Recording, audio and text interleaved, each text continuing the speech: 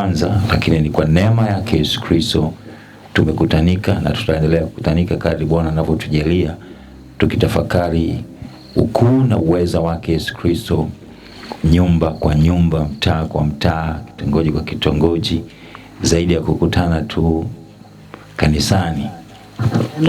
Amen. Tunapokuja katika mazingira kama haya, kuna jambo, na tunakumbuka katika kitabu cha Matendo ya Mitume sura ile ya 2. Tapenda kuanzia angalau tuanzie ule mstari wa 37 mpaka 47.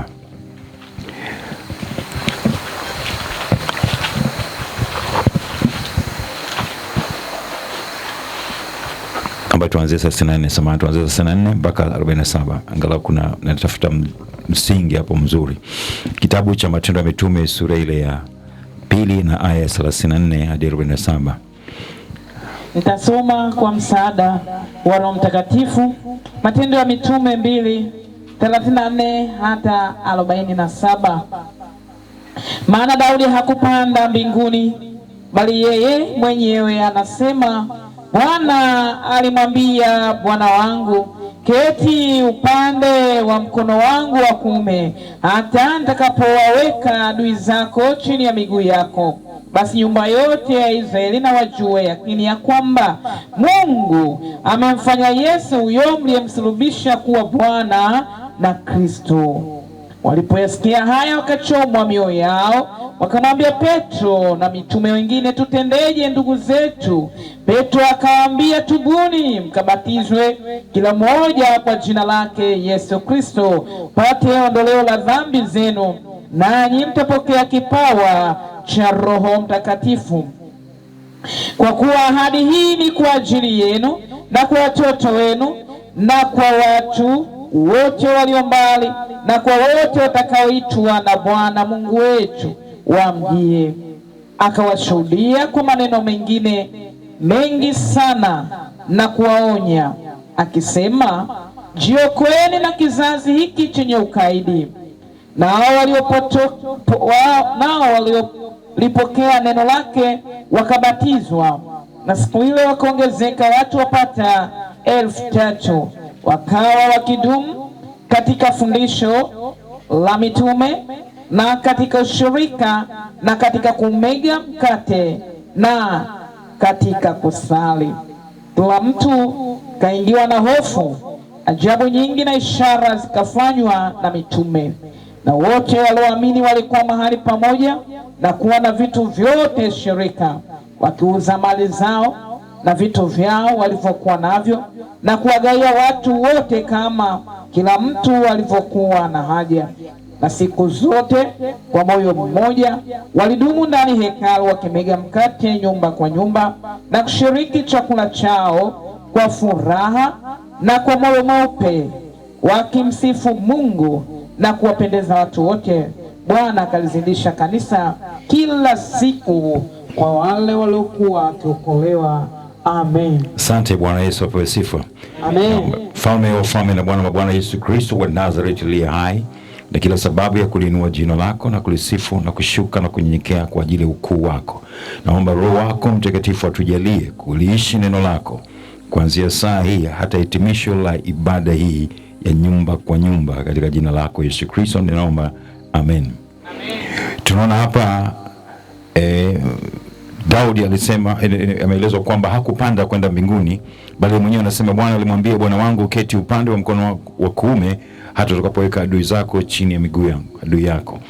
Tafsiri yake ni kwamba kwa sehemu, kila binadamu katika maisha yake kuna changamoto wanazokutana nazo. Kuna adui au maadui wanaopambana naye katika hatima ya maisha yake. Kwa namna hiyo, msaada pekee wa kuweza kuwashinda hao maadui ambao nyuma yake au ndani yake yuko shetani ama ibilisi, kwa namna moja tunaweza kushinda au maadui kwa jina la Yesu Kristo pekee. Pasipo msaada wa Yesu Kristo hatuwezi kushinda. Na ndio maana hapa tunaona Daudi, pamoja na kwamba alikuwa shujaa hodari, lakini alihitaji msaada kutoka kwa Bwana Yesu Kristo. Wewe nami, jirani yangu, ndugu yangu, rafiki yangu, unamhitaji Yesu Kristo kuliko chochote chini ya jua. Msaada wa kielimu, maarifa, juhudi na nguvu za dola za dunia hii hazitaweza kukusaidia. Mifumo ya kitamaduni na mila, mifumo ya kidhehebu na kidini haitaweza kukusaidia pasipo jina la Yesu. Tunaona pale anasema katika mwendelezo, anasema katika mstari wa 36, basi nyumba yote ya Israeli na wajue yakini ya kwamba Mungu amemfanya Yesu huyo mlimsulubisha kuwa Bwana na Kristo. Tunaposema kuwa Bwana na Kristo, tafsiri yake kwa sehemu ya haraka ni kwamba mmiliki na mtawala juu ya vyote ni Yesu Kristo pekee. Ukitaka kuushinda ulimwengu huu na kuwa na hakika ya maisha baada ya leo, maisha ya milele, jikabidhi kwake Yesu Kristo. Na mimi tangu nimesoma dini zaidi ya 100 duniani, sijaona jina lenye nguvu kama jina la Yesu Kristo. Kwa hiyo hapana jina lolote au dhehebu lolote linaweza kumwokoa mtu isipokuwa ni jina la Yesu.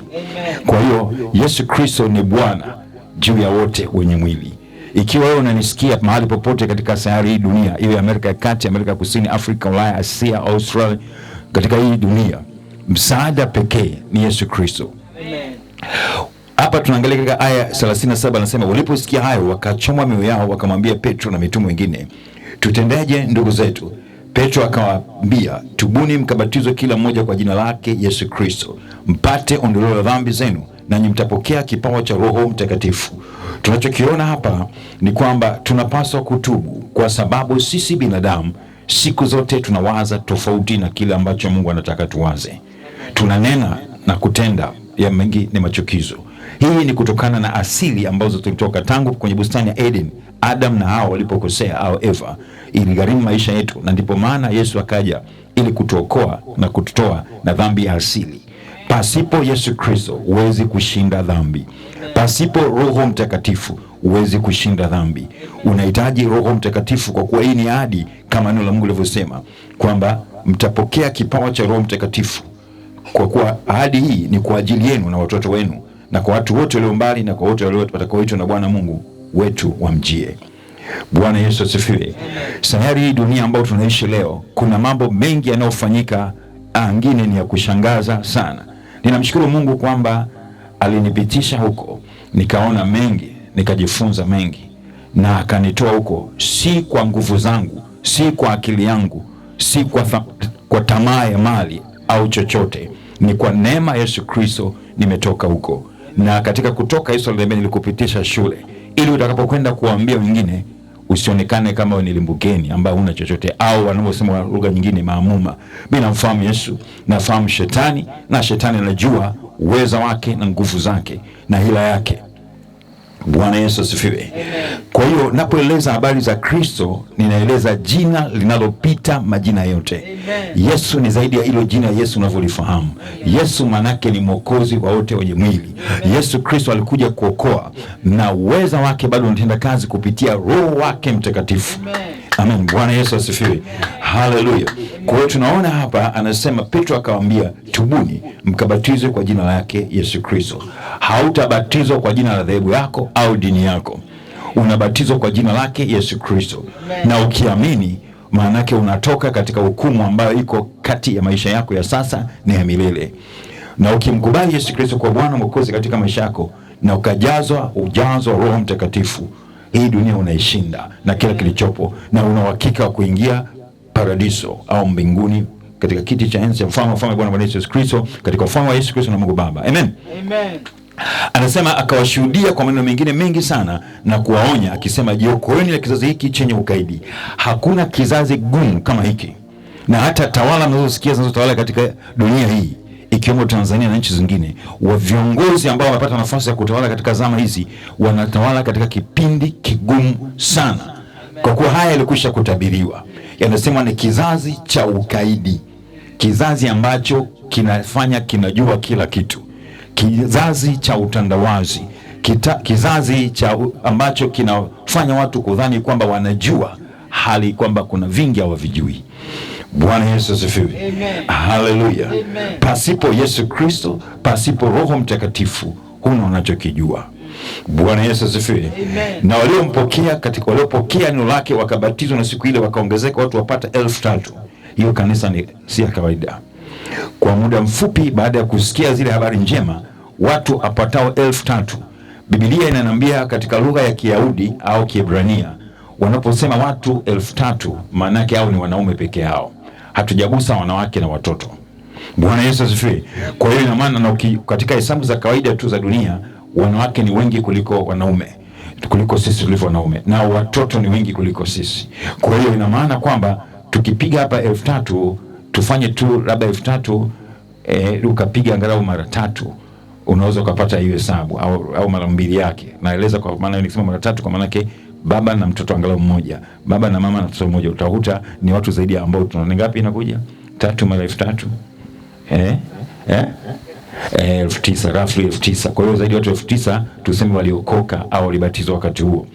Anasema 42, wakawa kidumu katika fundisho la mitume na katika ushirika na katika kumega mkate na katika kusali.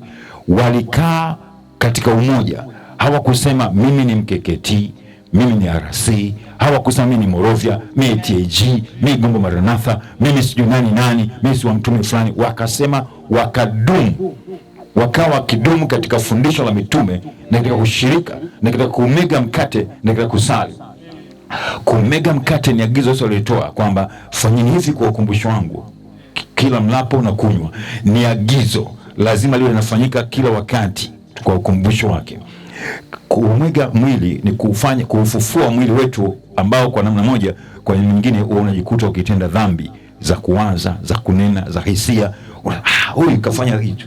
Tunahukumiana sana kwa makosa ambayo ni dhana ambayo sio kweli. Kwa hiyo kwa namna moja tunapokula mkate ambao ni mwili wa Kristo kwa imani na tunapokunywa damu yake, tunafanyika upya, kufufua nafsi zetu, roho zetu na mwili. Kwa hiyo tunafufuka, tunakuwa hai. Lakini pia katika kula mkate na kunywa damu yake Yesu Kristo, tunaondoa kila aina ya sumu zilizoingia kupitia vyakula na vinywaji ambavyo tunakula katika dunia hii. Na pia inasababisha kuondoa maradhi au magonjwa katika miili yetu kila leo. Kila mtu akaingiwa na hofu ajabu nyingi na ishara zikafanywa na mitume. Na wote waliamini walikuwa mahali pamoja na kuwa na vitu vyote shirika. Hapakuwa na kusema hii yangu mimi, hii yangu. Vyote vilikuwa nini? Shirika. Watu wakafanya nini? Katika ushirika. Amen. Bwana Yesu asifiwe. Wanasema wakiuza mali zao na vitu vyao walivyokuwa navyo na kuwagawia watu wote kama kila mtu alivyokuwa na haja, wakiwapa watu wenye mahitaji. Na siku zote kwa moyo mmoja walidumu ndani ya hekalu wakimega mkate nyumba kwa nyumba na kushiriki chakula chao kwa furaha na kwa moyo mweupe, wakimsifu Mungu na kuwapendeza watu wote. Tunaona hapa wakiwapendeza watu wote. Tunaposema watu wote maana yake nini?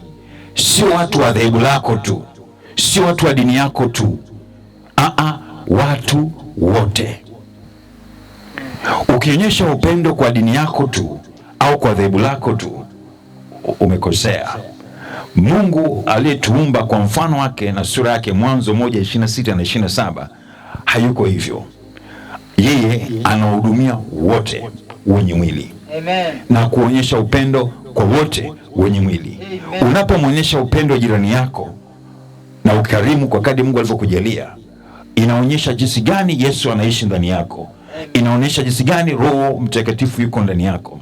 Na hii inaweza kumfanya hata ambaye hayuko huko unakosali akavutika na uko uliko, akasema tumeona watu hawa wana upendo, hebu tukae nao karibu, tujifunze kutoka kwao. Amen. Sikiliza mpendwa, kuwepo kwako katika hii sayari dunia, pale ulipo umewekwa kumwakilisha mmoja aliyetuumba. Karama na vipawa ulivyopewa vitumike kumwakilisha Yesu. Wewe ni ambassador, wewe ni balozi wake Yesu Kristo, ni mbalozi wa Mungu. Je, kwa nafasi yako umewashuhudia wangapi upendo wa Yesu Kristo kwako?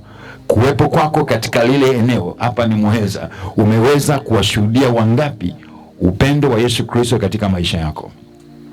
Umeweza kuwahudumia kwa hali na mali kwa kadri kile kidogo ambacho Mungu amekupa, ambacho sio cha kwako. Kipawa, karama si cha kwako, ni mali ya Kristo. Sisi vyote tulivyo navyo ni vya kwake Yesu Kristo. Umefanyika kuwa baraka au laana kwa wenzako? Umefanyika kuwa kusudi la uponyaji au kuangamiza wengine? Bwana Yesu akusaidie usiku wa leo. Wewe mahali popote unakonisikiliza, mimi ni mjumbe wa Bwana Yesu Kristo. Nimetumwa kufanya kazi yake Yesu Kristo to all nations, kwa mataifa yote. Kwa hiyo nimekuja kuambia kweli ya Kristo kwamba Yesu Kristo, he is around the corner, he's coming very soon. Anakuja, hayuko mbali. Lakini kabla ya kuja, akute umefanya nini katika maisha yako.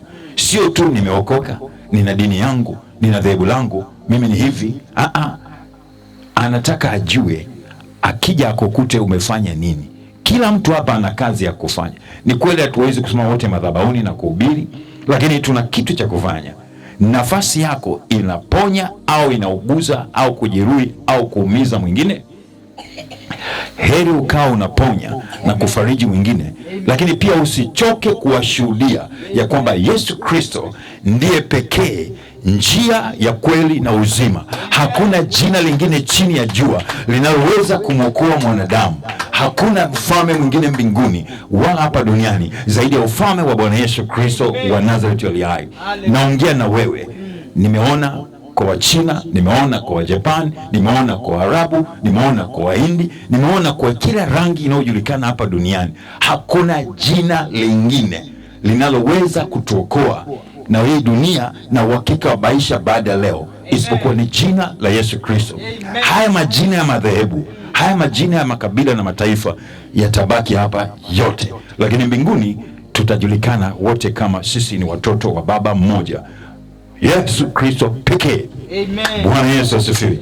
Haleluya. Haleluya. Anasema katika aya 47, wakimsifu Mungu na kuwapendeza watu wote, Bwana akalizidisha kanisa katika siku, kila siku kwa wale waliokuwa wakiokolewa. Walikuwa wakiokolewa si kwa bakora, si kwa bunduki, si kwa mapigo, bali kwa neno la Yesu Kristo. Na hata hapa tumeleta neno. Sisi tunaitwa Gombo Maranatha.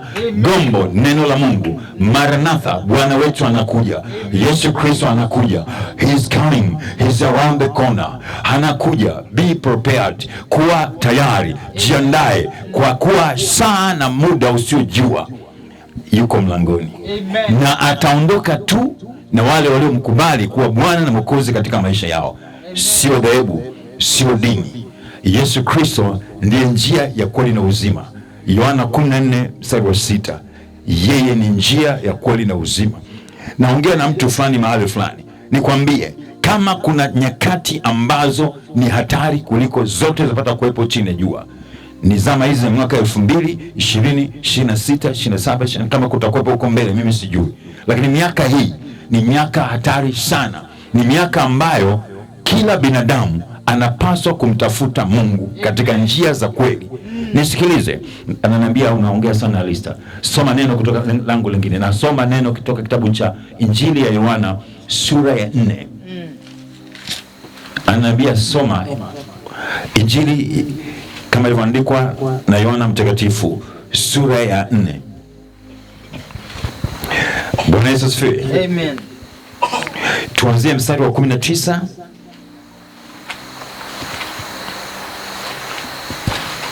Bwana Yesu asifiwe. Amen. Hadi mstari angalau wa 24. Mstari wangapi nimesema? 19 sura ya 4. Mstari wa 19 hadi mstari wa 24. Kama kuna mtu amepata asome. Nitasoma kwa msaada wa Roho Mtakatifu. Yohana sura ile ya 4, 19 hadi 24 kwa jina la Yesu.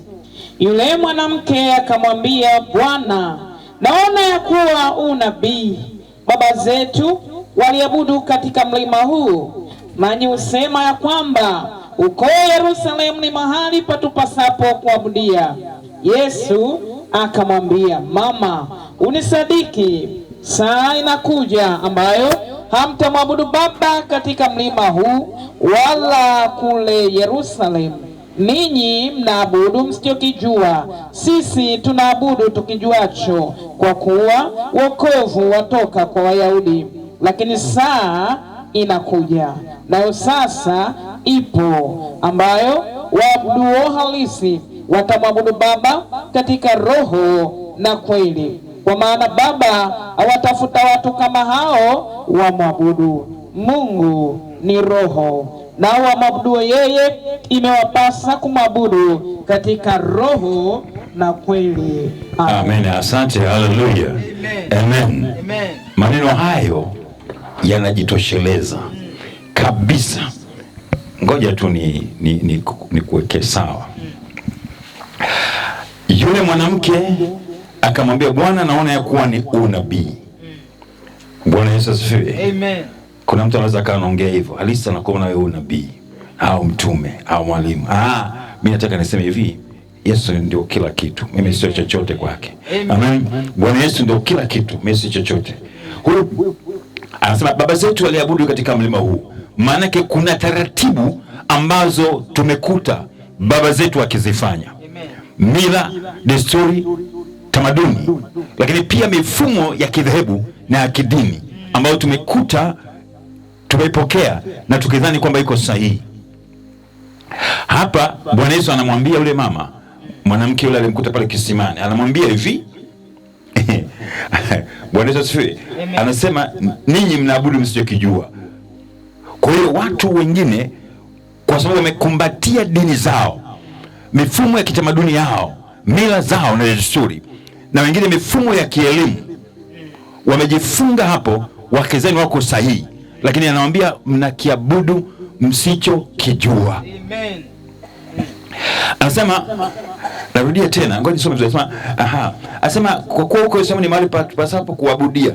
Yesu akamwambia, mama, unisadiki, saa inakuja ambayo hamtamwabudu Baba katika mlima huu wala kule Yerusalemu. Manake yale mapokeo ambayo tumeyakuta kwenye dini zetu, kwenye mifumo ya kitamaduni na kimifumo ya kielimu, Yesu hayuko hapo. Amen. Yesu hayupo hapo. Amen. Yesu hayupo hapo. Amen. Yesu hayupo tena hapo. Kuna watu kila mwaka wanafunga safari kwenda Israeli. Kuna watu wanafunga safari kila mara kwenda Misri. Kuna watu wanafunga safari kila mara kwenda mpaka kule nchi za inaitwa ni Uturuki, alikopita Paulo kwenye makanisa ya Efeso.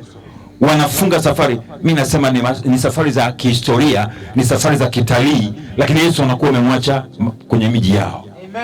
Amen. Yesu hayuko tena kule. Amen. Yale ni mapagale tu, maeneo ya majengo tu ambayo hayana kitu.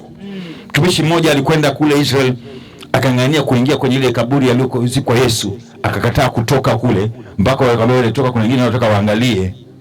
Kubwa tu nani askofu, sitaki kumtaja kwa sababu pia hayuko tena duniani. Bwana Yesu asifiwe, akamwambia toka, na wengine wanataka waone huko. Bwana Yesu asifiwe. Haleluya. Bwana Yesu asifiwe. Haleluya. Sio mbaya ukipata nafasi ya kwenda kutalii, lakini nataka nikwambie, Yesu alimwambia yule mwanamke, Mungu anatafuta waabudu halisi, watakao maabudu katika mambo mawili, roho na kweli. Na hiyo ndio tunayohubiri hapa, roho na kweli. Amen. Bwana Yesu asifiwe. Haleluya. Haleluya. Tafuta na muombe Roho Mtakatifu akueleze nini maana ya kumwabudu Mungu katika roho na kweli. Sio madhehebu. Kila uchao madhehebu yanaanzishwa. Amen. Haleluya. Na sio dhambi kuanzishwa kwake, ikiwa yameanzishwa kwa kusudi la Bwana.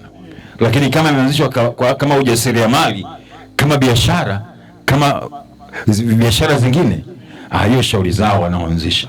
Lakini ninachosema, Mungu anatafuta waabudu halisi, watakao maabudu Mungu katika roho na kweli. Haleluya. Je, ni wewe au ni mimi?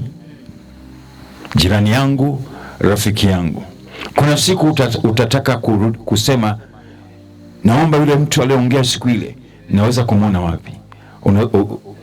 Yule atakaye kuja kuambia alikuwa anapatikana sehemu fulani, usishangae yeye na wewe mmebaki. Huyo unayemuulizia alishatwaliwa akaondoka. Kwa sababu inasema hatuko mbali na unyakuo. Hatuko mbali na unyakuo. Mimi sina shaka tumetoka huko kwetu tulikotoka mpaka tumefika hapa. Huko nyumbani tumemwacha nani? Huko nyumbani tumeacha nini? Hatuna shaka, pengine anaweza ikatukuta hapa, tunasikia tunaondoka. Tunaacha magari haya tuliyokuja nayo, tunaacha mali tulizokuja nazo, tunaacha kila kitu mtakachokuta hapa sana, labda nguo zetu, kwa sababu hizo nguo haziende mbinguni. Bwana Yesu asifiwe. Haleluya. Wala hii miili yetu haiende mbinguni. Kuna miili ambayo inaenda mbinguni, ambayo tutavishwa miili mipya na kuondoka nayo. Bwana Yesu asifiwe. Kwa hiyo mkiamka asubuhi ambao mlikuwa mmelala na shangaa hapa kwa mama mama yetu hapa, mnakuta kuna gari, kuna hivi hizo kamera ambazo zinarekodi mambo ya kuishi kwa ulimwengu huko, hizo maiki. Hawa jamaa vipi?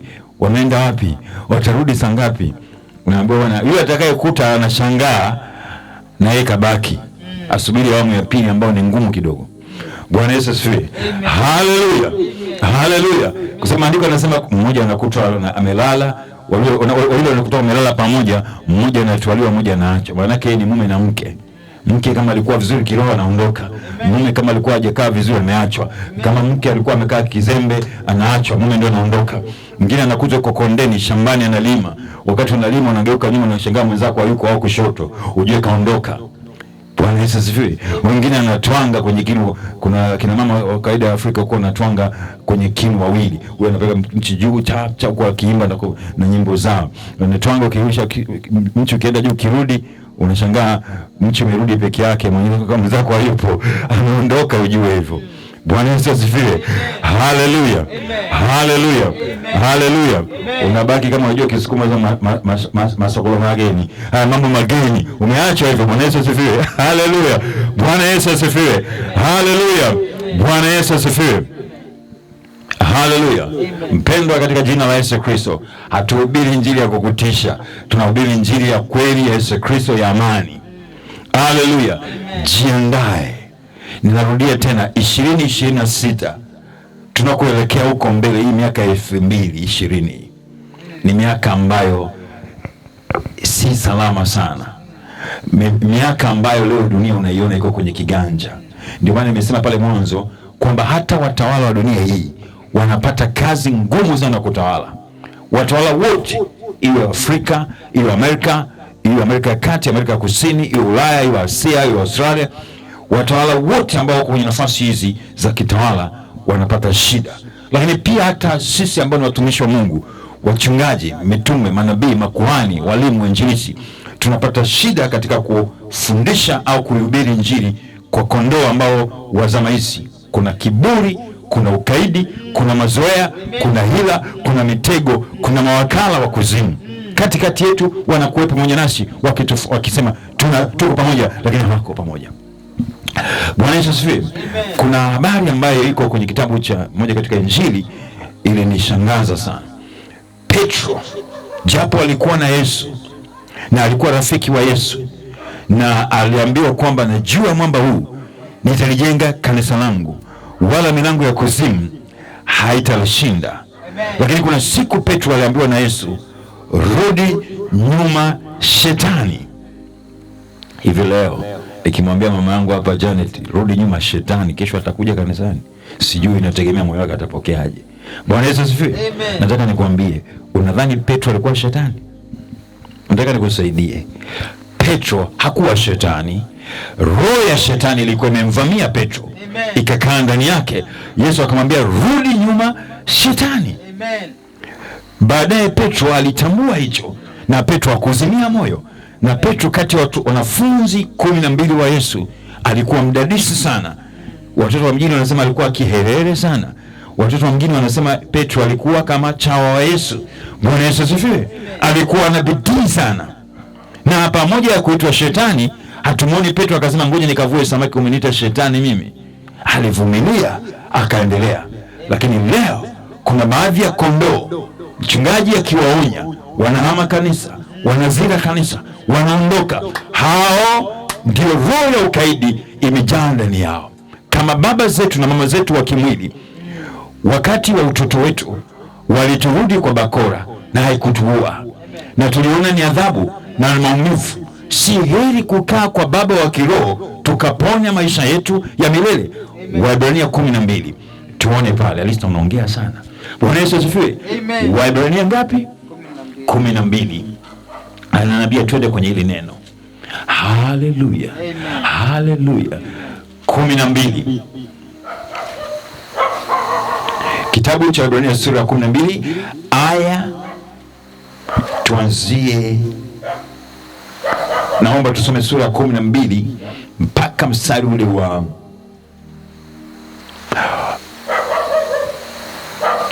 15. Msomaji naomba unisomee. Sura ya 12 mstari wa kwanza hadi ule mstari wa 15. Kwa msaada wa Roho Mtakatifu nasoma Waebrania 12 ule wa 15 katika jina la Yesu na kwa damu ya Yesu. Basi na sisi pia, kwa kuwa tunazungukwa na wingu kubwa la mashahidi namna hii, basi kama mkiwa hamna kurudiwa, ambako ni fungu la wote, ndipo mmekuwa wana wa haramu ninyi, wala si wana wa halali. Na pamoja na hayo tulikuwa na baba zetu wa mwili waloturudi, nasi tukawastahi. Basi si afadhali sana kujitia chini ya baba wa roho zetu na kuishi? Maana ni hakika hao kwa siku chache waliturudi kama walivyoona vema wenyewe, bali yeye kwa faida yetu, ili tuushiriki utakatifu wake. Kila adhabu wakati wake haionekani kuwa kitu cha furaha, bali cha huzuni, lakini baadaye huwaletea wao waliozoezwa nayo matunda ya haki yenye amani. Kwa hiyo inyosheni mikono iliyolegea na magoti yaliyopooza, mkaifanyie miguu yenu njia za kunyoka, ili kitu kilicho kiwete kisipotoshwe, bali afadhali kiponywe. Tafuteni kwa bidii kuwa na amani na watu wote, na huo utakatifu ambao hapana mtu atakayemwona Bwana asipokuwa nao, mkiangalia sana mtu asipungukie neema ya Mungu, shina la uchungu lisije likachipuka na kuwasumbua na watu wengi wakati wa unajisi kwa hilo. Amen. Haleluya. Amen. Asema basi na sisi kwa kuwa tunazungukwa na wingu kubwa la mashahidi namna hii, na tuweke kando kila mzigo mzito na dhambi ile ituzungayo kwa upesi, na tupige mbio kwa saburi katika yale mashindano yaliyokuwa mbele yetu. Kuna mashindano yaliyokuwa mbele yetu na kuna mizigo ambayo inaweza kukuangusha. Mathayo 11:28 akasema, njooni kwangu nyote msumbukao na wenye kulemewa na mizigo, beba mizigo yako mpelekee Yesu Kristo. Usibebe wewe. Askofu wako hawezi, mtume hawezi, nabii hawezi, rais au mfalme au malkia wa dunia hii hawezi. Amen. Amen. Anasema na tupige mbio kwa saburi katika mashindano katika yale mashindano yaliyokuwa mbele yetu, tukimtazama Yesu mwenye kuanzisha na mwenye kutimiza imani yetu, ambaye kwa ajili ya furaha iliyowekwa mbele yake aliustahimili msalaba na kuidharau aibu, na ameketi mkono wa kuume wa kiti cha enzi cha Mungu. Aliustahimili msalaba. Amen. Kustahimili manake msalaba haukuwa kitu rahisi. Yesu kuna mahali anasema kila anayetaka kunifuata ajikane nafsi yake mwenyewe. Amen. Ajitwike msalaba wake. Amen. Anifuate siku zote. Kuna watu baada ya kuokoka wanafikiri maisha ni ile tambarare tambarare ilo pambio kaimbe wakati ule unatambaa. Bwana Yesu asifiwe.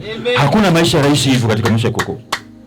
Huwa nina kaida ya kusema binadamu yote ananiambia ameokoka ambaye hajawahi kukutana na changamoto ya maisha, huyu hajaokoka bado. Amen. Bwana Yesu asifiwe. Amen. Haleluya. Mimi katika maisha yangu ya wokovu nimekutana na changamoto nyingi sana, na mpaka unafika mahali unasema kama ni kuokoka ndio namna hii, situache tu. Lakini ukiacha maisha milele. Amen. Sina mpango wa kuacha. Amen. Punda afe mzigo wa bosi ufike katika jina la Yesu. Nitahubiri injili ya Kristo mpaka pale atakapofika mbele za Bwana, mwanangu hapa inatosha, pumzika. Na haina cha umri hiyo. Kwanza kazi moja ambayo Mungu amenipa, hii kazi haina kustaafu. Amen. Hii tunahubiri mpaka tunaondoka. Yes. Haleluya. Haleluya. Haleluya. Haleluya. Anasema aliustahimili msalaba na kuidharau aibu yake. Aibu, kuna aibu katika kumtumikia Yesu Kristo. Kuna aibu. Kuna aibu. Kuna vitu vya fedheha. Si kitu rahisi. Wewe unataka tu laini. How? Haiwezekani. Bwana Yesu asifiwe. Amen. Haleluya. Amen. Haleluya. Amen. Haleluya. Amen. Bwana Yesu asifiwe. Amen. Ngoja. Anasema maana mtafakiri yeye aliyestahimili mapingamizi makuu namna hii ya watenda dhambi juu ya nafsi zao, msimkachoka mkizimia mioyoni mwenu. Kuna changamoto, kuna mapingamizi, kuna vitu vinavyopingana na kweli ya Kristo. Ayubu alikutana upinzani kwa wenzake mpaka na mkewe. Sasa wewe unaanza tu umekutana na pingamizi kidogo tu na hii kanisa sio. Sema baba. Mchungaji ananihubiri mimi tu. Mwingine akaniambia nimesikia huko anasema eti wewe kila Jumapili unamhubiri yeye tu. Bwana Yesu asifiwe. Amen. Bwana Yesu asifiwe. Amen. Anasema namhubiri yeye tu. Anasema kwa hiyo mimi nakaa nikitoka huko nyumbani nimeandika somo leo nitaenda kuhubiri mtu fulani. Unaona hapa nimefika hapa siku mimi na unafika tukapa tuimbe tenzi nimefika hapa nakwambia hakuna cha kuimba tenzi hapa. Amen. Anza na neno. Alafu kwa taarifa yako nimefika hapa naambiwa fungua sehemu fulani, soma sehemu fulani. Roho Mtakatifu ananiongoza. Amen. Sio nimepanga. Na kila baada ya muda nasikia fungua sehemu fulani naenda kwenye hiyo. Kwa hiyo ina maana kwamba kuna mtu anapona. Amen. Kama anapokea dozi anapona. Amen. Aliyeko hapa na aliyeko nje hapa. Hallelujah. Naongea katika jina la Yesu Kristo kwa sababu tumekuja na mitambo ambayo inachukua dunia nzima. Kwa hiyo ina maana kwamba kama hayuko hapa Tanzania yuko Marekani. Amen. Kama yuko Marekani yuko Ulaya. Amen. Kama yuko Ulaya yuko huko Asia. Amen. Kama yuko Asia yuko katika pande zingine za Afrika, lakini anapokea. Amen. Anapokea. Amen. Ninafika huko katika ulimwengu wa roho, nafsi na mwili kwa neno la Kristo aliye hai. Ujumbe huu unafika. Hallelujah. Uzuri wa utandawazi ndio huo. Hallelujah. Amen. Hallelujah. Amen. Anasema mimi nikwambie kitu kimoja napenda kusema, mtu akiniambia udhaifu wangu huyo anakuwa rafiki yangu. Lakini chawa anayenisifia kila siku simtaki. Akakae na kina kunguni wenzie. Kwa jina la Yesu. Hallelujah. Hallelujah. Hallelujah. Bwana Yesu asifiwe. Mtu anayeniambia madhaifu yangu ni rafiki mwema. Yesu alimwambia udhaifu wa Petro. Petro akavumilia mpaka mwisho na akavuka. Amen. Bwana Yesu asifiwe. Amen. Hallelujah. Amen. Hallelujah. Amen. Tunaendelea. Anasema hamjafanya vita hata kumwaga damu mkishindana na nini? Dhambi. Tena mmesahau yale maonyo yasemayo nanyi kama kusema na wana sons, watoto wa kiume. Mwanangu, my son, usiyadharau marudio ya Bwana, wala usizimie moyo ukikimiwa naye. Mtoto wangu, usiyadharau marudio ya Bwana, wala usizimie moyo ukikimiwa naye. Maana yeye ambaye Bwana ampenda umrudi. Ukiona unakemewa na askofu, kuhani, mtume, nabii, mchungaji, mwalimu wako wa kiroho, ujue Yesu anakupenda. Amen. Yesu anakupenda. Amen. Anataka ukae katika uzuri na ushindi. Amen. Bwana Yesu asifiwe. Amen. Hallelujah. Amen. Kuna familia ilikosea kuto kumlea mtoto wao vizuri. Matokeo yake yule mtoto akakuwa katika maisha hayo. Ilikuwa hivi, baba anaonya, mama anasema hapana. Baba anaonya, mama anasema hapana. Mtoto akakuwa, akaona maisha ile ya kudekezwa ndio mazuri. Akaona rafiki mzuri ni mama na baba ni adui. Nisikilize. Ilipofika mahali yule mtoto akaona hayo maisha ni sawa. Mtoto alikuwa ni mwizi, kidokozi ndani, kidokozi nje, mwisho akawa mwizi sugu. Siku akakamatwa na vyombo husika. Anapelekwa wapi? Mahakamani. Kabla ya kupelekwa mahakamani akafikishwa kwa wazazi wake. Wazazi wakati huo tayari wameshakuwa watu wazima. Mtoto wako amekamatwa na uhalifu wa hiki na hiki. Mtoto wenu. Mama akasema mtoto wangu sio mhalifu. Mama, vidhibiti vyote tunavyo. Mtoto anaenda kuhukumiwa sasa. Baba akasema mwanangu, nilikuonya sana. Yule mtoto akasema ni kweli baba, ulinionya sana. Lakini mama alizani ananilea vizuri. Haya yote yamenipata kwa sababu mama alinidekeza. Na leo ni kweli naenda kuhukumiwa kwa makosa niliyodekezwa nayo. Mama ndio alikuwa mbaya, baba ulikuwa mwema. Sikujua. Nilizani malezi ya mama haya ni mazuri, kumbe alinifikisha hapa. Mtoto yule anapelekwa kuhukumiwa. Sawa. Akapelekwa mahakamani. Fikishwa mahakamani, anaulizwa una nini cha kusema kijana? Akasema kitu ambacho naweza kusema, mama alikosea kunionya tangu utotoni mpaka nimekuwa hivi, jambazi sugu, mwizi. Sawa, ila naomba kitu kimoja, nimnong'oneze mama yangu, nataka kuagana naye wakati naenda jela. Bwana Yesu asifiwe. Yule mtoto akamwita mama yake pale kwenye mahakamani. Mama akasogea, akamwambia mama, nisogelee sikio nikwambie. Mama akasogeza sikio akijua kwamba mtoto anataka kumwambia habari fulani hivi. Kilichotokea, yule mtoto aling'ata kipande cha sikio cha mama yake akakitema pale chini. Akamwambia ni zawadi yako ya ukumbusho wakati naenda jela. Mama akapiga yowe pale. Hakimu akashangaa, ni nini? Akasema amening'ata sikio langu. Akasema imeisha hiyo. Meza inapigwa pale jela. Mama, mtoto kaenda jela, mama anaenda hospitali kushona sikio, na sikio haliwezi kuungika likishanguka pale chini. Bwana Yesu asifiwe. Haleluya. Haleluya. Sasa sisemi tu kwamba ni akina mama wote walekezaji, wako pia akina baba wazembe. Bwana Yesu asifiwe. Ninachukua tu mfano huo ambao kitu cha ajabu ulitokea Afrika na nimeuona tena mwaka huu umetokea Ulaya. The same. Niona wakiambia tumekosea. Umekosea. Anasema ni kwa ajili ya kurudiwa mwastahimili, Mungu awatendea kama wana na maana ni mwana yupi asiyerudiwa na babaye? Ni mtoto yupi akikosea asiadhibiwe? Kama huko unanisikia hapa au huko mahali pengine, mama au baba, kila kitu mtoto akitaka unampa tu. Siku nyingine mwambie akipo hata kama akiona pale mbele. Kama kila siku unamdekeza, atakuja kuingia kwenye hukumu ya duniani na ya milele, alafu utahukumiwa wewe mama au baba kwa kutokuonya. Amen. Bwana Yesu asifiwe. Amen. Jioni leo nilifikiwa na familia fulani ikisema kwamba mtoto amewashinda, ana miaka 18 sasa, binti miaka 18. Imeshindikana, wanaweza tunafanyaje mjomba? Ngambia umeshachelewa. Ila kuna nafasi ndogo tu ilobaki ambayo ni Yesu Kristo pekee ndiye anaweza kumsaidia huyo. Amen. Lakini si hiyo tu ilobaki. Nipeni nafasi kwa ajili yake, lakini mmechelewa. Luka 14:27, isiwezekana kwa wanadamu, kwa Mungu inawezekana.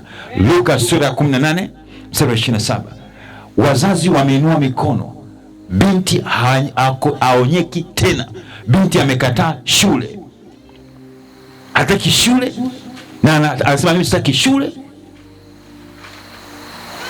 na amsikilizi mama yake, ana cha mama mdogo wala mama mkubwa. Kisa malezi mabaya. Kuna vitu vingine ni malezi, kuna vitu vingine ni mapepo. Amen. Kuna vitu vingine ni mashetani. Lakini hii ni malezi. Nataka hiki, mimi silagi ugali na dagaa. Si afadhali unaona ugali na dagaa, kuna mwingine hajaona hata hiyo dagaa. Amen. Hallelujah. Tumeshaikula ugali kwa chumvi, unasikia? Tumeshaikula ugali na bisi. Unanielewa? Lakini ugali kwa bisi, siku kuchekesha, ugali kwa bisi unaenda. Amen. Bwana Yesu asifiwe. Hakuna mboga. Umeshaikula ugali, ukachukua majani ya nini yale, majani ya magimbi, unaunga mboga, ugali unaenda.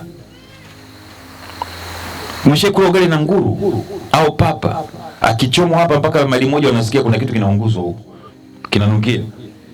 Bwana Yesu asifiwe. Amen. Haleluya. Amen. Sio kwamba papa na nguru ni mbaya, ndio hivyo. Yaani lazima achome jikoni kwanza, ile harufu yake inafika mpaka maili moja au Loliondo tukiwa hapa. Bwana Yesu asifiwe. Amen. Ushaikula ndizi tu unachemsha, hakuna hata mafuta, hakuna hata chumvi.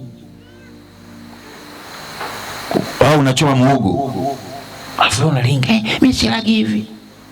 Mtoto amezoea kila siku nataka chipsi mayai, chipsi yai, chipsi kuku. Hata kama baba yako na mama yako ni tajiri kiasi gani, hayo ndio maisha mabaya ambayo mnayafanya wazazi wa leo kwa kutokujua. Mimi pamoja na Mungu amenibarikia na familia yangu, sinaga mpango wa kudekeza watoto. Amen. Wanaenda kikamanda kijeshi. Amen. Hakuna kula, tuone kama utakufa kwa kutokula hapa leo. Mwisho unakuta mwenyewe ile alichosema hali kakwangua mpaka na sufuria kaosha.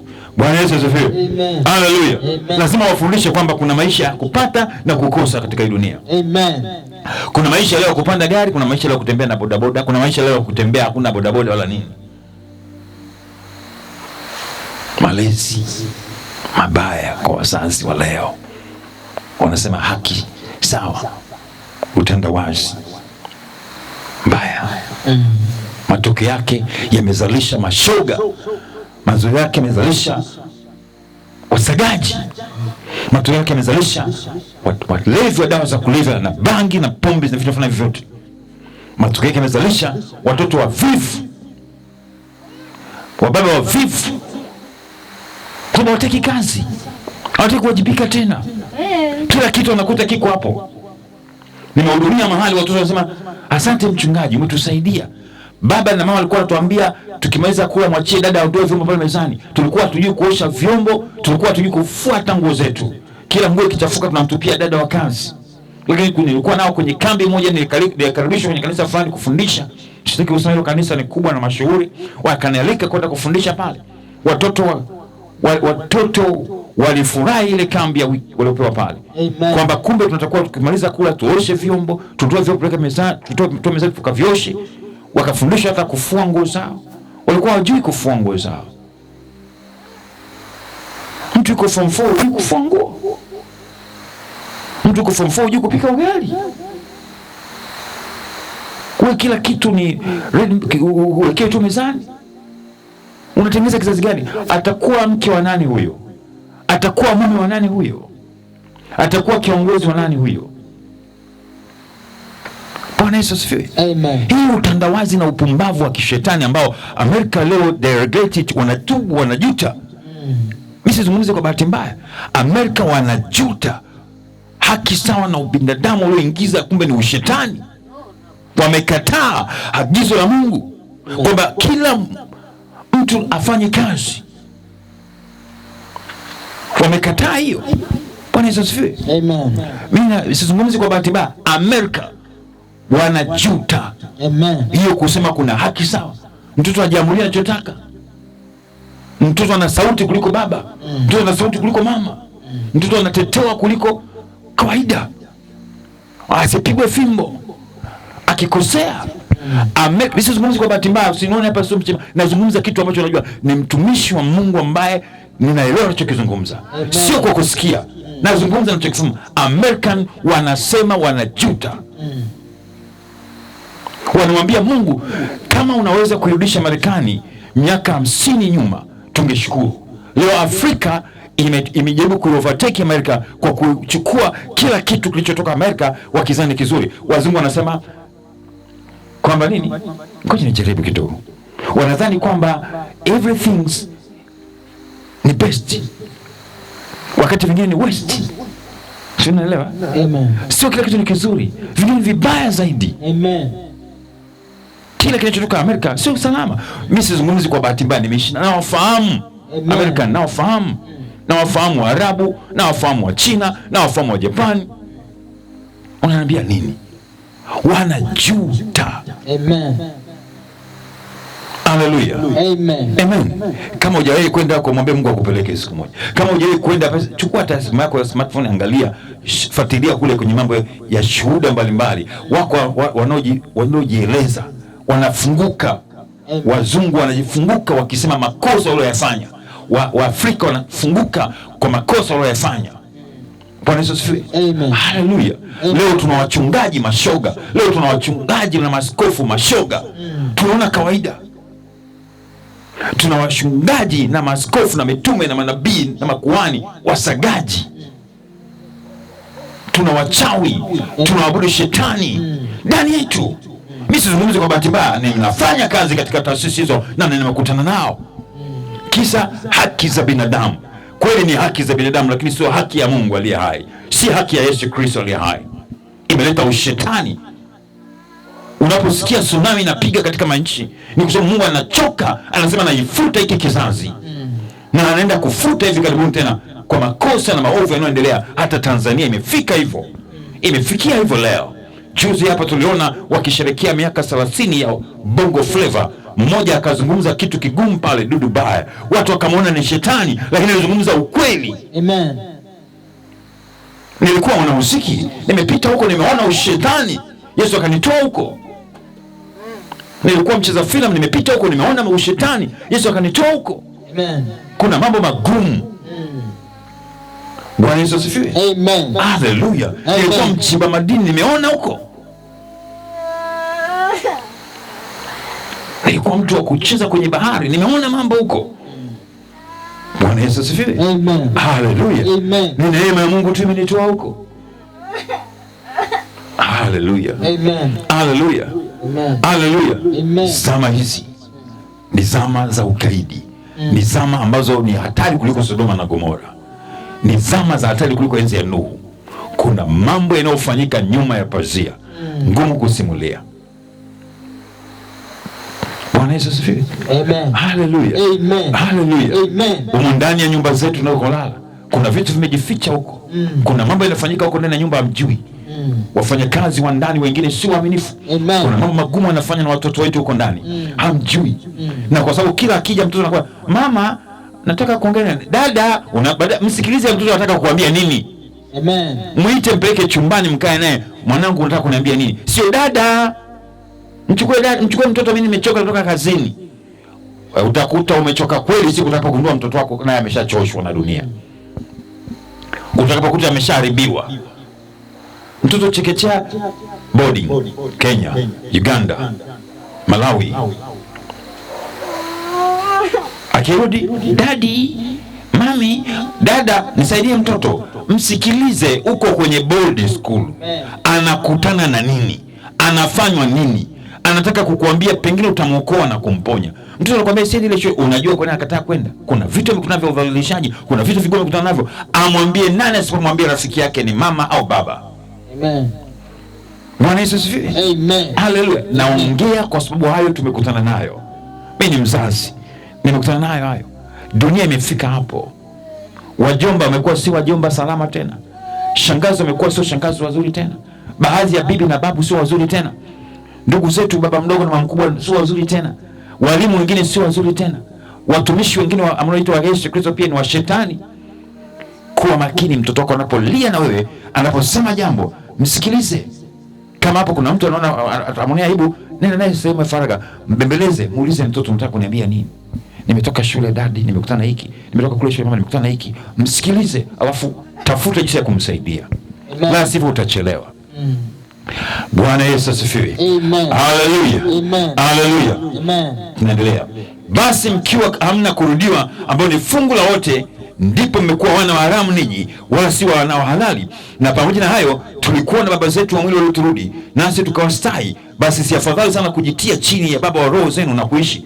Sisi ambao tunaitwa baba wa kiroho tuna cha zaidi kuliko baba zetu wa kimwili. Amen. Kuliko baba zenu wa kimwili, kuliko mama zenu wa kimwili. Tuna kitu cha zaidi, kwa sababu sisi tuko kiroho zaidi, tuko kimwili zaidi, tuko kinafsi zaidi. Tumepewa bure na Bwana, na kile bure tulichopewa tunakupa wewe ili upate kuishi, ili kesho tusidaiwe kwamba hatukukwambia. Amen. Amen. Amen. Hallelujah. Amen. Hatuko hapa kukuambia pokea gari, pokea nyumba, pokea mke, pokea mume, pokea mtoto, pokea fedha na dhahabu. Tuko kukuambia jinsi ya kuenenda katika hii dunia. Amen. Ndio maana kila mtoto anapozaliwa lazima alie. Kwani alipotoka mbinguni kwenye furaha, anakutana na huzuni katika dunia hii, anaona kitakachotokea kwenye maisha yake, lazima alie. Na kwa ndio maana mtu anapokufa siku ya mwisho analia, kwa sababu alipoonywa na walimu wa kiroho na wa kimwili, wa kiroho wa Kristo, wachungaji na mitume na manabii, hakuwasikia, hakuamini. Sasa anapokata roho, anapokaribia kukata roho, anaona mahali anakoitwa kwenda, ambapo kuna kuna vilio na kusaga meno. Ndio maana wakati wa kufa pale kitandani ataacha haja ndogo na haja kubwa, kwa sababu anaona anaenda kwenye mateso. Laiti ungesikia leo na kuyabadilisha maisha yako na kumgeukia Yesu kwa kuishi katika matendo mema yanayompendeza Mungu na kujua nini yaliyo mapenzi yake Yesu Kristo. Amen. Siku ya kuondoka kwako utaimba badala ya kulia na kuhangaika kwenye kitanda kwa sababu utakuwa una uhakika ya kwamba unaenda safari yenye ushindi. Amen. Ya Yesu Kristo. Yohana 14:6, njia ya kweli na uzima. Amen. Haleluya. Amen. Haleluya. Amen.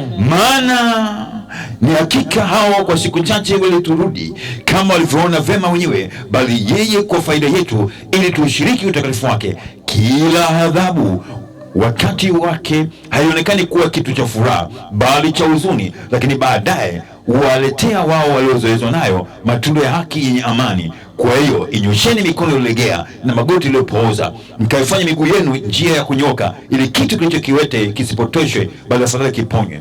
Tafuteni kwa bidii kuwa na amani watu wote, na huo utakatifu ambao hapana mtu atakayemwona Bwana asipokuwa nao, mkiangalia sana mtu asipungukie neema ya Mungu, shina la uchungu lisije likachipuka na kuwasumbua na watu wengi wakatiwa unajisi kwa hilo. Bwana Yesu asifiwe. Amen. Haleluya. Amen. Haleluya. Amen. Yesu Kristo ni njia ya kweli na uzima. Amen. Na ndio huyo tunayemhubiri. Yesu alikataa ushoga na usagaji. Amen. Yesu alikataa ulawiti. Amen. Yesu alikataa uasherati. Yesu alikataa uzinzi, zinaa. Yesu alikataa uchawi, ushirikina, fitina, faraka, uzushi, uhisna, ubatili, ufisadi, wizi, uwaji na mambo yote yanayofanana haya ya mwili. Na hata leo ndicho hicho ambacho mimi nakisema na nitakisema hata ukamilifu wa dahari. Amen. Kwa jina la Yesu. Haleluya. Amen. Haleluya. Amen. Haleluya. Amen. Mambo haya na yanayofanya hayo yanafanyika kila pembe za dunia, na lazima yakemewe. Amen. Lazima tuyahubiri na kuambia watu. Amen. Kanisa au mchungaji au mtume au nabii au jina lote la kiongozi wa dini ambaye hakemei dhambi na uovu, hiyo kanisa hama. Amen. Hiyo dhehebu hama. Amen. Hapo sio mahali salama. Amen. Kama kila siku anakuambia pokea baraka, pokea hiki, hapo sio. Lazima tuna muda wa kutengeneza. Amen. Na baada ya kutengeneza, kuishi maisha matakatifu yanayompendeza Bwana. Amen. Na tukiwa na uhakika wa kwenda paradiso. Amen. Amen. Amen. Haleluya. Amen. Haleluya. Amen. Usiku wa leo Roho Mtakatifu aseme na wewe. Usiku wa leo Yesu aseme na wewe. Usiku wa leo Yesu aseme na wewe. Amen. Yesu anene na wewe. Yesu abadilishe maisha yako. Amen. Kitabu cha Warumi, waraka wa Paulo mtume kwa Warumi sura ile ya kwanza mstari wa 15 hadi 32. Kama kuna mtu yuko tayari kulisoma asome, alafu nitapitishia hapo vizuri. Kitabu cha Warumi sura ile ya kwanza kuanzia mstari wa 15 hadi 32. Mtakatifu, mtakatifu Bwana Mungu wa majeshi, hakika mbingu na nchi zimejaa utukufu wako. Kwani wako ukisoma Listo Albano kutoka Gombo Maranatha, ninapeleka ujumbe wa neno lako kwa mataifa yote. Katika neno lako hili Warumi sura ya kwanza aya ya kwanza hadi katika aya ya 15 hadi ya 32. Naomba nisome na kuweza katika jina lako Yesu Kristo. Asante kwa ajili ya msomaji wa kwanza, na naenda kutafakari kwa msaada wa Roho wako Mtakatifu. Amen. Kwa hiyo kwa upande wangu mimi ni tayari kuihubiri Injili hata na kwenu ninyi mnaokaa Rumi, kwa maana sionei haya Injili, kwa sababu hii ni uweza wa Mungu uletao wokovu. Kwa maana sionei halisa mimi haya Injili, kwa sababu ni uweza wa Mungu uletao wokovu kwa kila aaminie, kwa Myahudi kwanza na kwa Myunani pia. Kwa maana haki ya Mungu inadhihirishwa ndani yake toka imani hata imani, na kama ilivyoandikwa, mwenye haki ataishi kwa imani. Kwa hiyo tunapohubiri Injili Amerika ya Kati, Amerika ya Kusini, Afrika, Ulaya, Asia, Australia, katika mabara 7 katika sayari dunia, maadamu kuna kiumbe binadamu anasikia, sitaionea haya Injili. Amen. Katika jina la Yesu. Amen. Kwa sababu Yesu Kristo mwenyewe ndiye anaweza kusababisha nani aokoke, nani asiokoke. Amen. Haleluya. Amen. Kwa maana ghadhabu ya Mungu imedhihirishwa kutoka mbinguni juu ya wasi wote na uovu wa wanadamu waipingao kweli kwa uovu. Wako watu leo wanapinga kweli kwa uovu. Wako watu leo wanajiita maaskofu, maarchbishop, maaskofu wakuu, wanajiita mitume, wanajiita manabii, wako wanajiita makuhani, wako wanajiita majina mbalimbali, wachungaji, sisemi kwamba wote, wako baadhi yao ambao si waaminifu. Amen. Wanafanya kitu ambacho ni tofauti. Amen. Na nyuma yao wanaburuza idadi kubwa ya watu wasiojielewa. Neno natuambia, kwa maana ghadhabu ya Mungu imedhihirishwa kutoka mbingu juu ya wasi wote na uovu wa wanadamu waipingao ukweli kwa uovu. Wanaitumia hii Biblia kusema vibaya, kufundisha mapotofu, kuwahadaa watu wasio na fahamu na akili.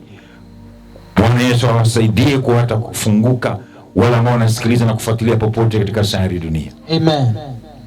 Kwa kuwa mambo ya Mungu yanayojulikana yamekuwa dhahiri ndani yao, kwa maana Mungu aliwadhihirishia.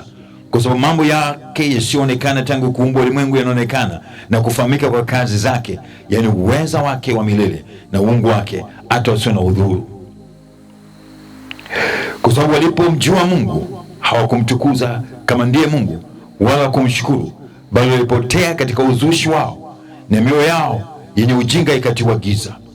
Inaendelea leo kila uchwao, hata usiku huu kuna mahali wanakesha watu wakijidanganya wanakesha na Yesu, wakijidanganya wanakesha na Mungu aliye hai, lakini sio. Viongozi wao ni vipofu, na wao pia ni vipofu, hawaoni, hawasikii, wamefungwa fahamu zao. Kuna wakati nilibahatika kukutana na watu wa kundi hilo, nikauliza kwa nini mnafanya hivi? Wakasema tumekwama, na tunajua tumekwama, na tunawakwamisha na wenzetu.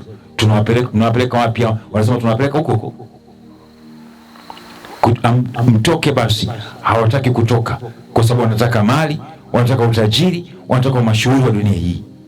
Sisemi wote wanaomiliki mali au utajiri wa dunia hii na mashuhuri wote wamepiga goti kwa shetani. Hapana, wako ambao hawajapiga goti kwa shetani, nikiwa miongoni mwao kwa neema ya Kristo. Haleluya. Bwana Yesu asifiwe. Haleluya. Amen.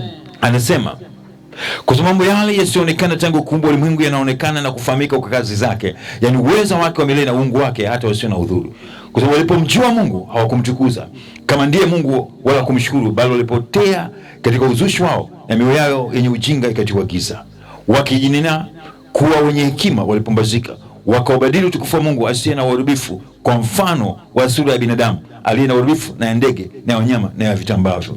Leo kwenye mitandao ya habari, kwenye mitandao ya kijamii, leo kwenye TV au runinga, kwenye vyombo vya habari, media mbalimbali, leo kwenye mitaa, Paulo aliwaambia watu wa Italy, Roma ya leo, Rumi, asema wakaubadili utukufu wa Mungu asiye na uharibifu kwa mfano wa sura ya binadamu, kwa mfano wa sura ya binadamu aliye na uharibifu, na ndege na wanyama na vitambavyo. Tunaona watu wanatembea wameweka kwenye magari yao, kwenye biashara zao, kwenye nyumba zao picha za mitume na manabii wa leo, wachungaji, walimu na waliopita, masanamu yao, mavinyago. Kwa ajili ya hayo Mungu aliwaacha katika tamaa za mioyo yao, waufuate uchafu, hata wakavunjiana heshima miili yao.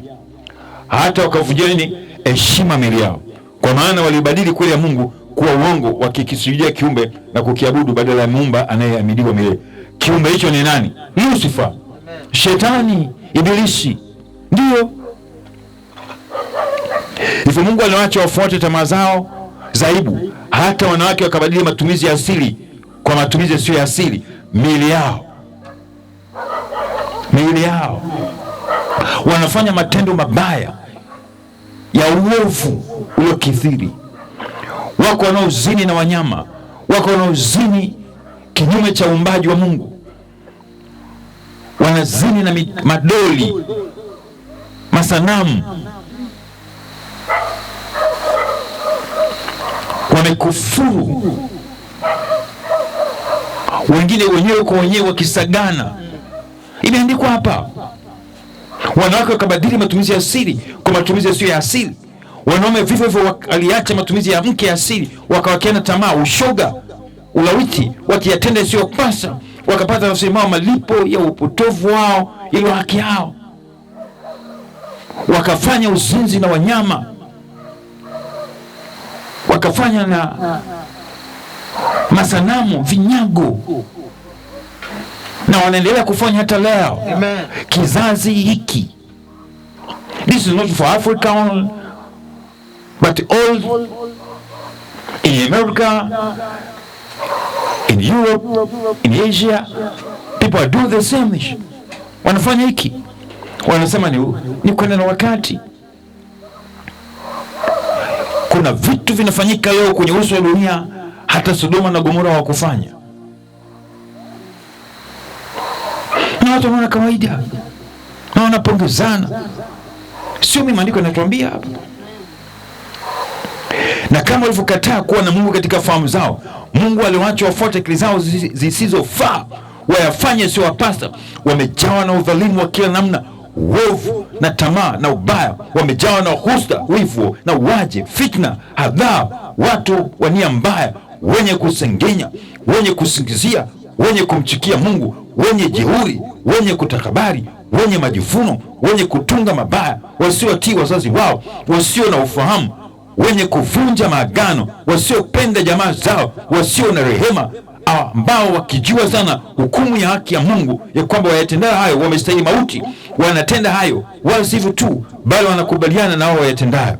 Wametengeneza chama chao Rainbow, wametengeneza mifumo yao, wanasema ni haki za binadamu, ni maisha halali. Sasa hivi imefika mahali mwanamke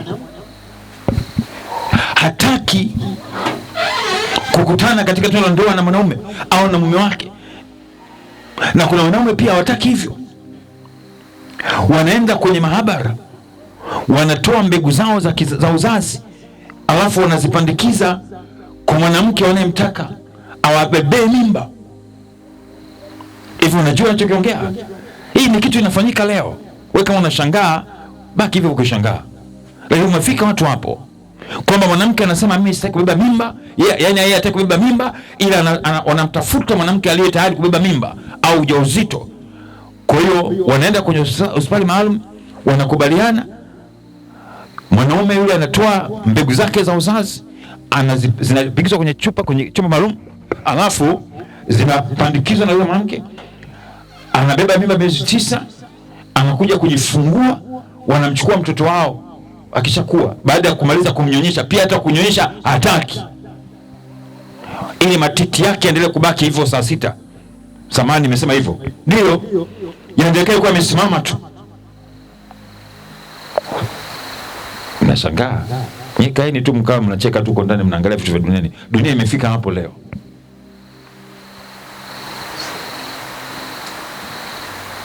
Imefika hapo. Anajifungua mtoto, lakini mtoto si wa kwake. Anamlea, anamnyonyesha mpaka kimeweza kujitegemea. Baba na mama anachukua mtoto wao, anaenda kukaa naye. Wamefika hapo. Lakini kuna nyingine sasa kali kuliko zote. Bwana asifiwe. Unataka kupata mtoto anayefanana na Alista?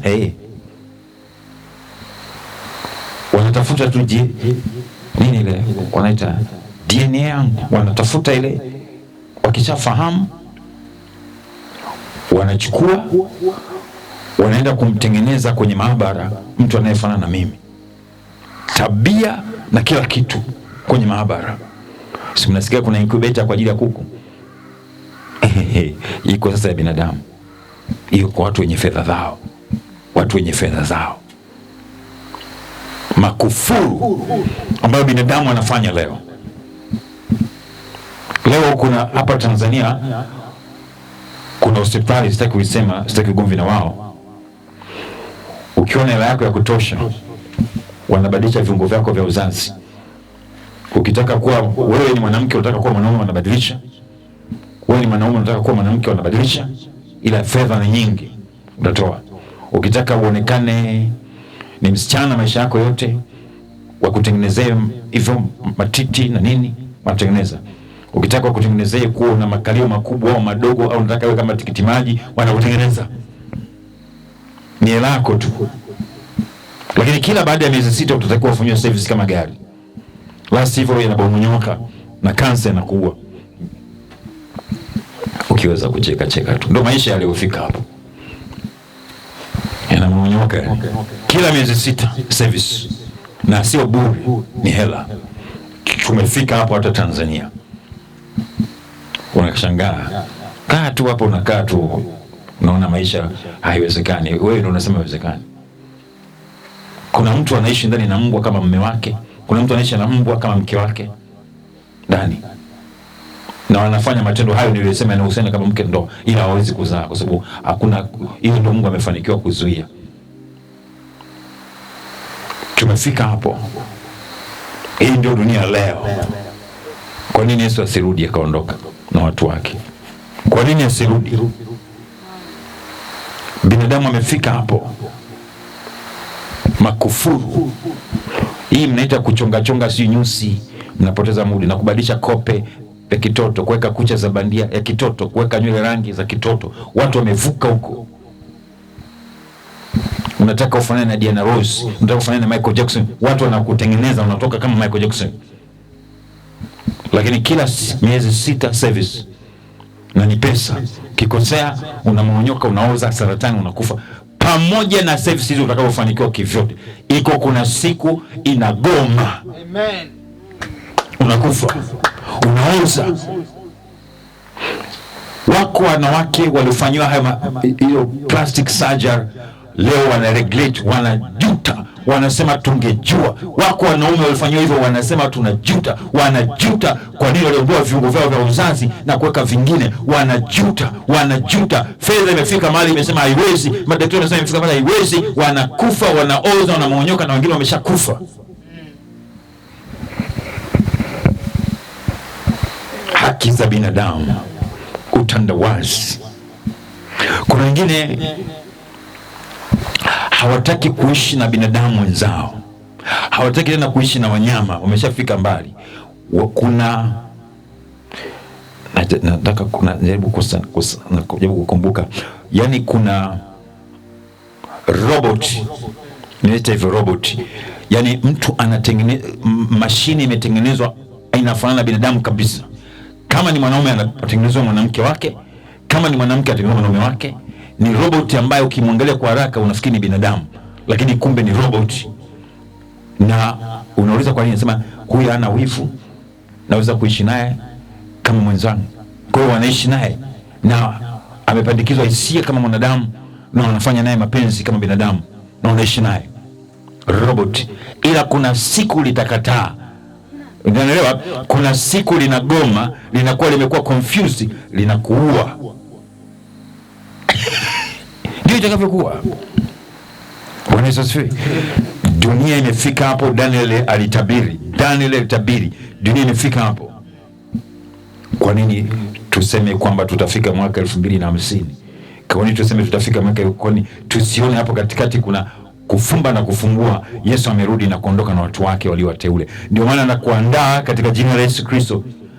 Jiepushe na vitu ambavyo vinaweza kukufanya uachwe na Yesu. Amen. Matendo mabaya, mwenendo mbaya. Acha kukaa kwenye mazoea na mapokeo ya dini na dhehebu. Mifumo ya kielimu ya dunia hii pia imewapofusha watu na kudhani wako sawa, lakini hawako sawa. Serikali za dunia hii zimedhani kwamba zimewapa watu uhuru kamili, lakini kumbe uhuru ambao unapishana na Yesu Kristo, unagombana na Mungu aliye hai na kumwacha Mungu wa kweli. Nazungumza na mtu fulani mahali fulani, I'm not a Lumbukeni, mimi sio Lumbukeni, I know what I speak. Najua ninachokiongea. Amen. Hallelujah. Amen. Hallelujah. Amen. Vijana wengi leo wa kiume wamepoteza wanaume wao kwa sababu ya tamaa za mali, tamaa za kuwa watu mashuhuri katika hii dunia. Wamedhalilika, ukiwasikia unaogopa. Nimekutana nao, wako ambao ni waimbaji hata wa nyimbo za Injili, wamefanywa mashoga. Wako ambao ni waimbaji wa nyimbo za dunia secular, wamefanywa mashoga. Wako wanawake wamefanywa vibaya zaidi. Lakini ukiwaona wanatembea na magari ya kifahari na nyumba fulani nzuri na mafedha, lakini hawafai. Bwana Yesu asifiwe. Wanaume wanatembea leo na Pampers kwa sababu wakicheka kidogo wamejisaidia haja kubwa, wameharibiwa. Wako wasichana hivyo pia, wanatembea na Pampers, wameharibiwa. Ukiwaona wamevaa mavazi ya gharama lakini wanajuta. watu wamewafanyia hivyo na wanaendelea kuwafanyia hivyo, hawana jinsi, wamesharibika. Mwingine alinifuata, mtumishi, nimechoka na haya maisha, kijana mzuri form 6, na mtumishi nisaidie, nimetoka kwenda kutafuta, nimekwenda hospitali moja kubwa hapa Tanzania wanifanyie kunisaidia, siwezi, kila nikikaa najisaidia, haja kubwa, nimeharibiwa. Anaongea Kiingereza kama Mwingereza lakini ameharibiwa. Anasema nilikuwa najiuza kwenye makasino, nimeharibiwa, lakini nimechoka na hii hali, nataka niache. Huku kwenye sehemu zangu za siri, mchungaji samahani, nimejaza matambara, sehemu za kujisaidia haja kubwa nimejaza matambara. Nimeenda hospitali nikaambiwa kiwango kikubwa cha fedha nifanyie plastic surgery, wanisaidie kurekebisha zaidi ya milioni kadhaa. Sina, nafanyaje? Nikamwambia, unaamini? Ndio, mimi nitakuombea. Yesu anaweza kufanya, anaweza karudisha maumbile yako katika asili ukiamini. Amen. Namkumbuka na jina lake aitwa Robert. Sasa kwa Robert wengi usinifuatilie ni upi. Nikamwombea, kijana wa Kikristo. Huwezi kuamini, alikuwa asali kanisani kwetu, lakini alikuja, alielekezwa baada ya kunisikia kwenye vyombo vya habari. Nikamwombea, akaondoka, akaenda kwa, nikapotiana naye kwa muda fulani. Aliporudi akanambia, Lista, nimepona. Piga makofi, Yesu amefanya, amepona. Na akanishuhudia ameokoka sasa, na anasali kanisa fulani. Akanambia amepata na mchumba, anataka kuoa mwanaume aliyekuwa shoga, aliyekuwa ameharibiwa sehemu zake za siri. Yesu amemponya. Yesu anaweza hata kwako. Naongea na mtu fulani mahali, siko kutangaza kupata waumini, sina haja nao, nataka uende mbinguni. Mimi sina uwezo, siwezi kuchunga, anayechunga ni Kristo. Shoga amepona. Hata kama Amerika itanichukia kwa ajili hiyo, hata kama Ulaya itanichukia kwa ajili hiyo, kwa sababu wanaona ukisema hivyo unaharibu haki za binadamu, haki za shetani hizo, haki za shetani hizo. Bwana Yesu asifiwe. Amen. Hallelujah. Amen. Hallelujah. Amen. Bwana Yesu asifiwe. Amen. Nifuata binti mwingine, binti akanambia, nimechoka na kujiuza kwenye makasino, nataka nimekuja kwako na achaje hiki kitu. Aombea. Nasema nitaomba tu kwa jina la Yesu, hiyo kiu iondoke, fike mahali uelewe. Amen. Ukimwangalia ni msichana mrembo, lakini anasema mchungaji Sinoni hapa, nimemaliza kila takataka unazozifahamu za duniani. Ni sehemu gani ya mwili wangu ambao watu hawajawahi kuingia?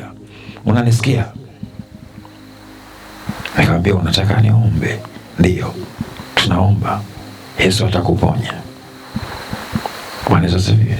Amen. Nisikilize, unaweza usiamini, lakini baada ya muda fulani alikuja kunishuhudia amepata mchumba. Amen. Na ameolewa sasa. Amen. Na ana mji wake. Yesu amefanya. Yesu anafanya. Yesu anabadilisha makahaba, alimbadilisha dhahabu akawa nishirikana kwa. Bwana Yesu asifiwe. Wewe unangoja nini huko nje? Hakuna jambo gumu ambalo Yesu hawezi. Hakuna jambo gumu ambalo Yesu hawezi. Yesu anaweza kuwabadilisha vijana wa leo, wa kike na wa kiume. Yesu anaweza kuwaponya akina baba na kina mama wenye matendo kama hayo. Yule mwimbaji wa nyimbo za Injili, wengine waliniambia alikuwa anatumiwa vibaya, kwamba Yesu anaweza kukubadili maisha yako na kukuponya ukawa kijana mzuri. Amen. Ukikubali. Shida bado una tamaa ya mali za dunia hii. Shida bado unataka mambo ya dunia hii. Usipende sana. Tamaa ikichukua mimba uzaa mauti. Amen. Mauti inaleta nini? Unakwenda kwenye hukumu ya milele. Bwana Yesu akuokoe. Sitaki kuongea mengi kwa sababu hatukuja hapa kuongea hayo. Ni wakati wa kutafakari hayo uliyosikia na kuyafanyia kazi. Yesu Kristo pekee ndiye njia ya uzima. Hakuna dini, hakuna dhehebu. Yesu alinionyesha mbinguni mwaka 2008 ya kwamba mbinguni hakuna dini, hakuna dhehebu, ila liko jiwe kuu la pembeni ambalo ni Yesu Kristo pekee. Yesu Kristo ni yeye pekee. Mpendwa katika jina la Yesu Kristo, kuna vita inakuja, kuna machafuko yanakuja, lakini Yesu pekee ndiye anaweza kutuokoa na hayo. Na hayo ambayo nimeongea au kuyahubiri ni maisha halisi. Pengine kuna mahali unanifuatilia katika dunia, unaona haya, nitafute au tafuta mchungaji aliye karibu au mtumishi mwaminifu ambaye anaweza kukusaidia. Wako ambao Mungu anaweza kukusaidia, ameweka katika kila taifa ambao unaweza kukuokoa na kukuponya. Sio lazima uje Gombo Maranatha, sio lazima uje kwangu, lakini Mungu ana watumishi wake wengi. Elia alisema kwa haraka yuko yeye peke yake, akasahau kwamba wako wengine. Mungu ameweka katika mataifa mbalimbali watu watendayo kazi yake kwa uaminifu. Bado wako walio wachungaji waaminifu, bado wako makuhani waaminifu, bado wako mitume na manabii waaminifu leo katika maeneo mbalimbali. Wako wachungaji majisi waaminifu. Nenda kwao. Bwana Yesu akukutanisha nao. Amen. Roho Mtakatifu akukutanisha nao.